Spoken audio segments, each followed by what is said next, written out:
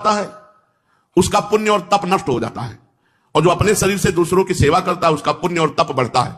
इसलिए जब तक पानी उठा लेने की ताकत हो तब तक किसी से सेवा न ले अपनी। हम इसी से कहते हैं कि अगर कोई रसोई बना रहा है, तुम भोजन पा रहे हो, तुम पोछा लगाओ, दोना पत्तल फेंको, कोई सेवा करो। नहीं, ये सेवा तुम्हारे भजन, तुम्हारे तप को, तुम्हारे पुण्य को छीन कर देगी।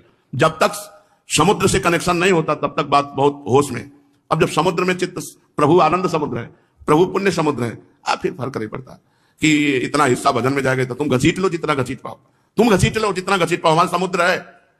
बोले एक बार प्रणाम कोई कर दे तो भजन का इतना हिस्सा चला जाता है, भोजन का इतना हिस्सा चला जाता है, वस्त्र देने वाले का इतना हिस्सा चला जाता है। कब तक? जब तक भगवदाकार वृत्ति नहीं हो। जहां भगवदाकार, भगवत साक्षात्कार हुआ, अब तस्मिन् तज्जने भेदा भावान, भक्त और भगवान में अभेद स्थिति होती, अब वहां कोई फर्क नहीं पड़ता। तो जब तक भगवत साक्षात्कार ना हो तब तक किसी से शरीर सेवा ना लो, बीमारी के अलावा। अगर बीमार हो गए तो बात अलग है, अपनी कोई भी सेवा, शरीर सेवा ना लो। अब अगर आप भोजन पाते हैं तो आपको सेवा ऐसी करनी चाहिए जिससे आपका तप, आपका भजन सुरक्षित रहे। क्योंकि अगर आप सेवा नहीं करते तो आपके भजन का हिस्सा उनको मिलेगा जो भोजन बना रहे हैं, क्योंकि वो फ्री नहीं बना रहे, वो भी साधक है, भजन कर रहे हैं और बना रहे हो। अगर आप पा रहे हो, बड़ी मस्ती से रह रहे हो, नहीं, ये प्रकृति की बिजली है, ये प्रकृति की सब वस्तु, फिर टैक्स है सबका। भगवान की प्राप्ति जब तक नहीं हो जाती तब तक टैक्स भरना पड़ेगा। इसलिए बहुत, एक चुल्लू भी पानी बर्बाद नहीं करना। अगर हमें एक गिलास जरूरत है तो एक गिलास से ही काम चलाएंगे, ऐसा नहीं कि पूरी टोटी खोल दी हो मनमानी।